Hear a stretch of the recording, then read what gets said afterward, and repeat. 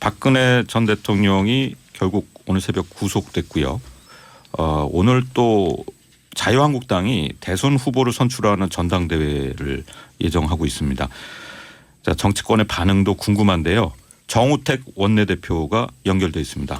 정우택 대표님 안녕하세요. 네, 안녕하십니까? 네, 새벽에 소식 들으셨을 텐데 박근혜 전 대통령이 결국 구속됐습니다. 어떻게 생각하십니까? 네, 전두환 노태우 전 대통령에 이어서 세 번째 전직 대통령이 검찰에 구속이 됐습니다. 네. 소위 말하는 파면 3주 만에 그 삼성 뇌물 또는 그 미르 강요의 혐의가 법원의 구속 요건에 해당된다고 보고 구속을 결정한 것 같습니다. 우리 박근혜 대통령에 대해서는 우리가 다 아는 바와 같이 첫 번째 헌재로부터 탄핵 결정을 받은 대통령이고 네. 또 첫 번째 그 영장 실질 심사를 거쳐서 구속된 대통령이라는 이런 불명예를 기록하고 영호의 몸이 됐습니다. 네. 정말 슬픈 대한민국의 역사를 한번 다시 보는 생각이 들고요. 국민의 한 사람으로서 참담하고 또 안타까운 마음을 금할 길이 없습니다. 네. 자, 자유한국당 조금 전에 이제 공식 당 차원의 논평도 내셨어요. 참으로 안타깝다는 입장 밝히셨는데, 제가 좀 궁금한 것이 이제 정우택 원내대표 개인의 느낌을 좀 듣고 싶은데요. 어떻습니까? 글쎄요, 저도 지금 말씀드린 그 사항인데요. 저도 하여튼, 대통령이 계셨던 또 대통령을 2012년에 당선시키기 위해서 노력했던 사람이고, 네. 그 여당에 몸담았던 사람으로서, 저희 또 당에, 대표했던 또 대통령이셨기 때문에, 네. 정치인의 한 사람으로서 대단히 송구스러운 또 부끄러운 마음을 금할 길이 없습니다. 하여튼 이 문제에 대해서는 저희들이 새로운 역사를 이 슬픈 대한민국의 역사라고 아까 말씀을 드렸는데 네. 이 역사를 우리 국민들과 함께 좀 더 슬기롭게 새로운 대한민국의 역사를 써나가는 계기로 삼아야 되겠다 이런 생각도 마음속에 갖고 있습니다. 네, 알겠습니다. 자, 근데 이제 당내 상황을 좀 더 여쭤보면은 어제도 친박계 의원들이 이제 박 전 대통령 자택을 찾았고 지금 82명인가요? 의원분들이 불구속 수사 청원도 하셨고요. 이게 이제 결국 이제 당내 친박계 의원들이 이른바 좀 불복 움직임을 계속 이어가는 게 아닌가 하는 생각이 드는데요. 어떻게 보십니까? 글쎄요, 우리 당내 의원이 80 몇 명이 친박계 의원이다 이렇게는 저는 생각하지 않고요. 네. 이번에 그 의원들이 불구속 수사에 참여한 것은 구속 수사의 타당성에 대한 의문을 좀 갖고 있습니다. 또 두 번째로는 전직 대통령의 구속 수사가 결코 국익에 도움이 되지 않다고 판단을 한 이런 기저하에서 네. 이번에 서명을 한 것으로 제가 알고 있습니다. 그런데 제가 좀 말씀드리고 싶은 것은 이 계파가 존재하려면 권력이 있어야 되는 거 아니겠습니까? 그런데 네.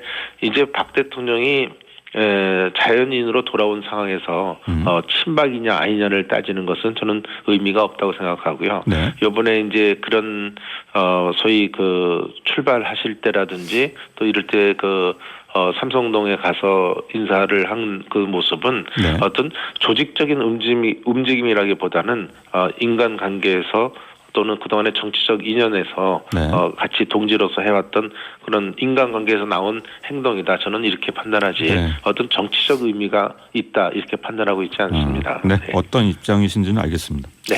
예, 저 영남일보 송국권 서울지대본부장입니다. 하나 좀 질문을 드리겠습니다. 이런 불행한 일을 선거에 연결시키기는 그렇지만은 어쨌든 박근혜 전 대통령이 탄핵을 당함으로 해서 조기 대선이 치러지고 있으니까요. 일단은 파면이 되고 대통령이 파면이 되고 구속이 되면은 이 국면이 어떤 대선에 좀 영향이 있을 것으로 보시는지. 그러니까는 지금 당장 예상할 수 있는 것은 보수가 결집할 것이다 이런 이야기지만은 또 한편으로 보면은 이 자괴감을 느낀 보수들이 투표를 포기할 것이다 그런 분석도 나오는데 지금 그 부분에 대해서는 좀 어떻게 분석을 하고 계십니까? 참 어려운 질문인데요. 우리가 이 대통령의 구속을 갖고 정치적 유불리를 따지는 것 자체가 저는 좀 너무 어떤 선을 넘어간 게 아닌가 이런 조심스러운 말씀을 드리고요. 요번에 이제 만약에 구속이 되면 그래도 정치권에서는 또 여러 얘기가 나오는 거 아니겠습니까? 그래서 요번에 구속이 됐을 때 오히려 보수 결집을 가져오지 않겠느냐 하는 얘기들도 많이 나왔습니다. 근데 지금 제 생각에는 대통령께서 구속 전후라든지 검찰 수사를 받으실 때라든지 여러 가지 국민에 대한 진정한 모습으로서 다가갔던 점이 좀 부족했다고 보기 때문에 이 점에 의해서 우리 국민들이 어떤 보수 결집이라든지 또 새로운 계기를 만들어 갈 거다 이렇게는 저는 생각하고 있지 않습니다. 네. 아마 국민들은 어떤 법과 원칙에 따라서 이것이 구속과 처리가 된 것으로 판단을 하고요.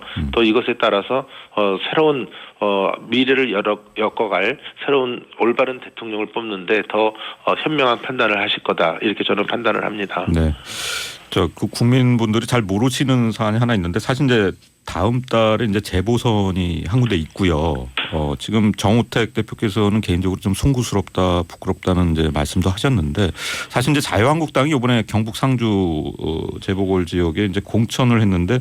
김재원 전 청와대 정무수석을 공천했어요. 여기에 대해서 약간 이제 부정적인 시선도 많이 나오는 것 같은데요. 어떻게 보십니까? 어떤 특정인을 결정을 하겠다. 네. 지금 말씀하신 김재원 후보를 네. 전략적으로 이분을 공천하기 위해서 저희들이 정했다고 한다면 좀 비난을 받을 수 있다고 저는 봅니다. 그렇지만 저희 당의 공천을 신청하신 분이 6분이 있습니다. 네. 6분을 소위 여론 경선 조사를 거쳐서 마지막으로 2분을 뽑아서 2분의 최종 결과를 갖고 2분을 결선 여론조사를 돌린 것이죠. 네. 거기에 김재원 전 의원이 됐기 때문에 이것이 이루어진 것이지 김재원 전 의원을 공천하기 위한 어떤 전략적인 판단에서 한 것은 아니다 이렇게 말씀을 드리고요. 또 한 가지는 변명 같습니다만은 김재원 의원은 의성군 분이라고 합니다. 그런데 또 한 분의 1대1로 붙은 마지막 결선에 올라가신 분은 상주 분이십니다. 그래서 이번에 상주에서도 굉장히 의원을 만들기를 원하는 지역적 정세가 강했고 그래서 상주도 인구가 10만이나 되거든요. 그래서 두 분이 결선했을 때는 누가 될지 모른다. 이런 예측까지 있었습니다만은 하여튼 결과는 그렇게 나와서 지금 아까 말씀하신 것처럼 오해를 받을 수는 있다고 저는 생각이 됩니다만은 하여튼 저희들로서는 그래도 올바른 경선을 거쳐서 절차를 거쳐서 저희들은 결정을 했다. 이렇게 말씀을 드리고 싶습니다. 네. 자유한국당 정우택 원내대표와 인터뷰 진행하고 있습니다. 공교롭게도 이게 이제 의도하신 건 아니겠지만 오늘 또 이제 자유한국당 이 대선 주자 결정 날짜가 겹쳤습니다. 이 홍준표 지사가 이른바 이제 범보수 연대를 위해서 당내 이제 친박계 청산을 의도하고 있다. 이런 이제 보도가 나왔는데 여기 대해서도 이제 김진태 의원이 아주 중대 결심까지 언급하시면서 굉장히 반발하고 있는데 오늘 경선 어떻게 예상하십니까? 글쎄요, 지금 오늘 이제 현장 투표한 그거하고 오늘 여론조사 결과가 이제 어제까지 이제 돌렸거든요. 그래서 오늘 두 개를 합산을 해서 발표를 하기 때문에 제가 선뜻 누가 될 거다 하기는 좀 어렵습니다만은 대체로 이제 누가 될 거라 하는 예상들은 좀 하고 있습니다. 그 동안에 이제 여러 가지 나온 결과든지 이런 걸 봐서는 그렇지만 오늘 오후에 이제 전당대회를 통해서 결정이 되기 때문에 아마 우리 당의 좋은 대통령 후보가 최종 결정되지 않을까 이렇게 생각합니다. 홍준표 지사하고 김진태 의원이 너무 이제 아주 강하게 대립을 하셨기 때문에 좀 후유증이 있는 게 아니냐는 우려도 나오는데요. 그럴 수도 있다고 보지만 우리가 싸움을 할 때는 형제간에도 심한 말이 오가는 거 아니겠습니까? 그래서 예로 선거를 치러보지만 선거 전에 여러 가지 이제 선거전이 붙을 때는 좀 심한 말도 오가지만 선거 결과가 나왔을 때는 그것에 대해서 서로 승복하고 또 승자를 도와주고 또 패자에 대해서는 같이 껴안고 가는 모습이 저는 아름다운 모습이다 이렇게 보기 때문에 우리 자유한국당은 그런 모습을 국민들께 보여드리지 않을까 이렇게 생각을 합니다. 바른정당 대선 후보 결정되신 이제 유승민 의원이 이틀 전에 이제 저희 프로 나오셔서 자, 홍준표, 김진태 후보 두 분을 뭐 재판받으러 갈 분들이 뭐 단일화 자격이 되냐 이런 말씀을 하셨어요. 이제 범보수 단일화 관련해서 이런 입장이 상당히 주목이 되는데 정 대표님은 어떻게 보십니까?